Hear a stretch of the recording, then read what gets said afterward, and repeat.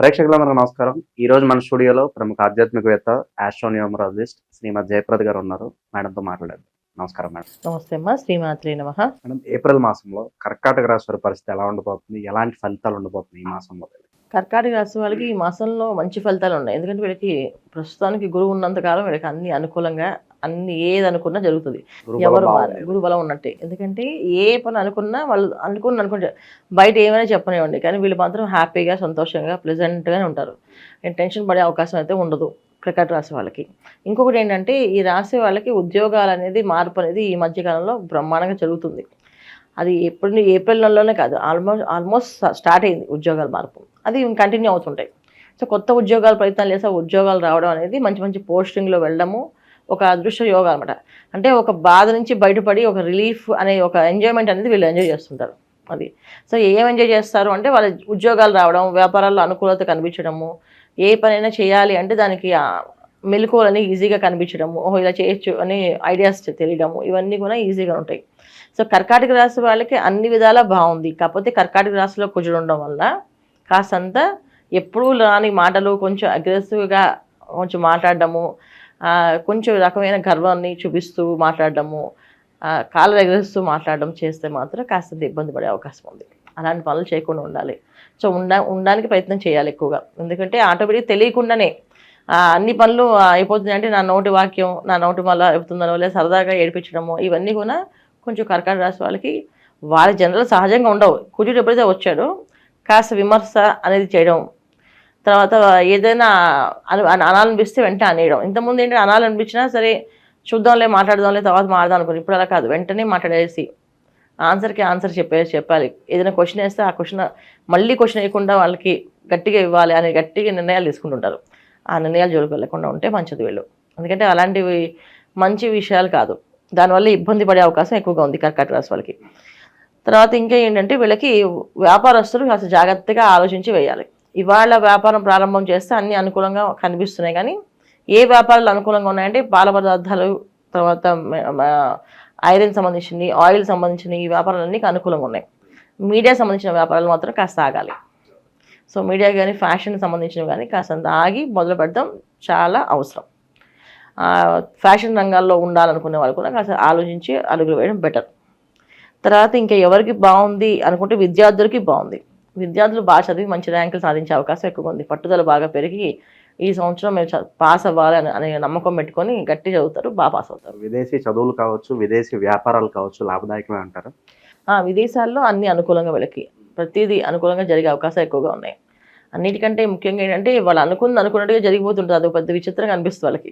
ఇదేంటి ఇలా అనుకుంటే అలా అయిపోతుంది అని చెప్పేసి అదొక అన్ని పవర్స్ వచ్చేసాయని అనుకుంటారు. అదొక ఎనర్జీ అన్నమాట. దానివల్ల ఏంటి కారణం అంటే కుజుడు రావడం వల్ల, కర్కాటక రాశిలో కుజుడు ఉండడం వల్ల ఏంటంటే ఆ క్షణాన్ని ఆ పని జరగకపోతే వాళ్ళకి తృప్తిగా అనిపించదు, అని చేసేయాలి అని చెప్పేసి ఉన్న బద్ధకం ఎక్కడ పోయింది తెలియదు, ఉన్న సైలెంట్గా మాట్లాడే విధానం ఎక్కడ పోయింది తెలియదు వీళ్ళకి. కానీ ఫాస్ట్గా మాట్లాడుతున్నాం, ఫాస్ట్గా పని చేస్తున్నాం ఏంటి అనిపిస్తుంది. అది కాస్తంత ఈ కుజుడు ఉన్నంతకాలం అలా ఉంటుంది. చేయొచ్చు, మంచిదే, అది పెద్ద ఇబ్బంది కాదు. కానీ ఎవరైనా మాట అనడం కానీ, తోలునాడడం కానీ, మనం కాస్త అగ్రెసివ్గా చెప్పడం, ఆన్సర్ ఇవ్వడం కానీ, అంటే కటువుగా మాట్లాడడం కానీ చేస్తే అది మనకి దోషం కింద మారుతూ అవకాశం ఉంది. ఎందుకంటే భాగ్యస్థానంలో శనేశ్వరుడు, రాహు, శుక్రుడు అందరూ అక్కడ ఉన్నప్పుడు కాస్తంత ఇబ్బందులు అనేవి జరుగుతుంటాయి. తల్లిదండ్రుల మధ్యలో కాస్తంత ఇబ్బందులు అనేవి జరుగుతాయి వీళ్ళకి. అంటే తల్లికి కానీ తండ్రికి కానీ ఏదైనా అనారోగ్య సమస్య రావడం కానీ, కాస్త ఇబ్బంది పడడం కానీ, అది వీళ్ళకి ఒక మైనస్ పాయింట్. మిగతా విషయాన్ని కూడా వీళ్ళకి చాలా మంచిగా అనుకూలంగానే ఉంది. తర్వాత అన్నదమ్ములతో ఎప్పుడూ లేని సఖ్యత పెరుగుతుంది. సో వాళ్ళ మంచి స్ట్రాంగ్ బాండింగ్ అనేది మళ్ళీ ఏర్పడుతుంది. ఎప్పుడో గొడవపడి విడిపోయిన వాళ్ళు కూడా వచ్చి కలిసే అవకాశాలు, కలుపుకునే అవకాశము, ఇంట్లో ఒక మంచి మంచి కార్యక్రమాలు చేసే అవకాశాలు, శుభకార్యాల్లో పాల్గొనే అవకాశాలు, ఇవన్నీ కూడా కర్కాటక రాశి వాళ్ళకి మంచిగా కనిపిస్తున్నాయి. ఎటువంటి ఇబ్బందులు లేవు. ముఖ్యంగా డాక్టర్స్గా పనిచేసే వాళ్ళకి మాత్రం కాస్తంత అనీజీగా, కాస్తంత ఇబ్బంది పడే అవకాశాలు వాళ్ళకు ఉన్నాయి తప్ప మిగతా అందరికీ బాగుంది. తర్వాత అడ్వకేట్స్ ఇంకా బ్రహ్మాండంగా ఉంది.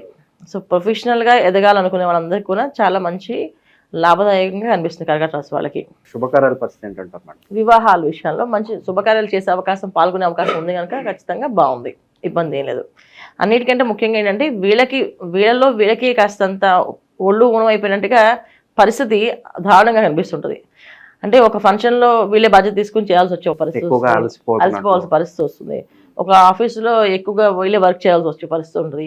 మొత్తం హార్డ్ వర్క్ ఎక్కువగా పెరుగుతుంది. ఈ మాసం అంతా వీళ్ళకి ఏంటంటే ప్రతి మనిషి స్మార్ట్గా చేసేవాళ్ళు వీళ్ళు, యాక్చువల్లీ ఏదైనా స్మార్ట్గా ఆలోచన చేసేవాళ్ళు.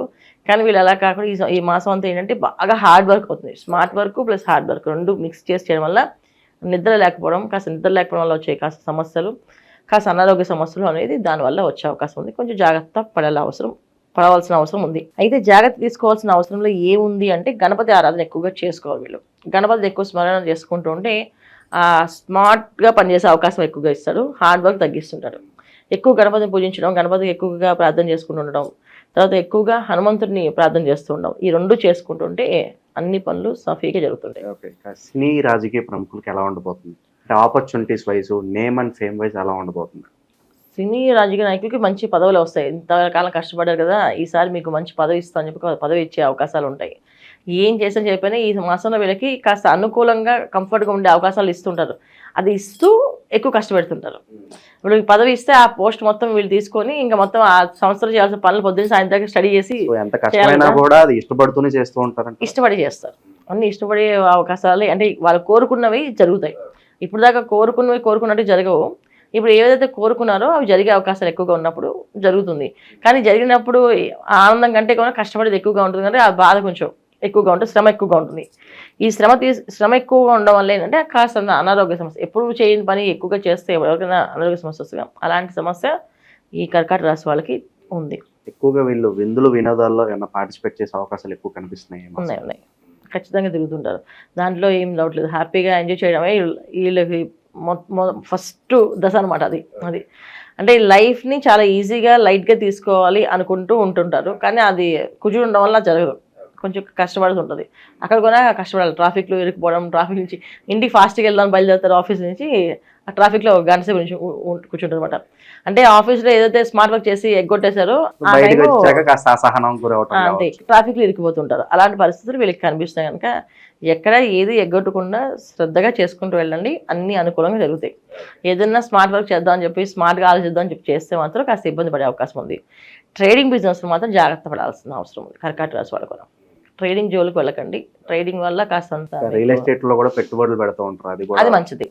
రియల్ ఎస్టేట్ బిజినెస్ వీళ్ళకి కలిసి వస్తుంది, ఎందుకంటే గురువు లాభస్థానంలో వీళ్ళకి అనుకూలంగా ఉంటుంది.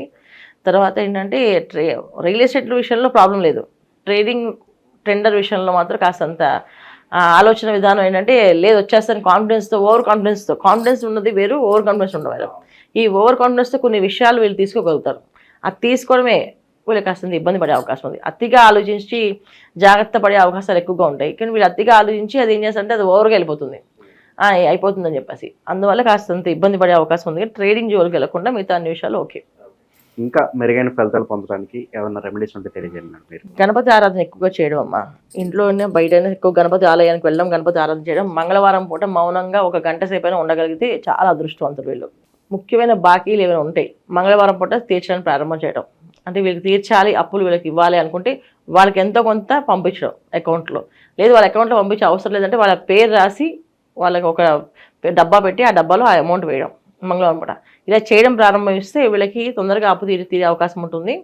తర్వాత వీళ్ళకి ఏదైనా అప్పు చేసే అవకాశం రాకుండా ఉంటుంది ఎప్పుడు కూడా.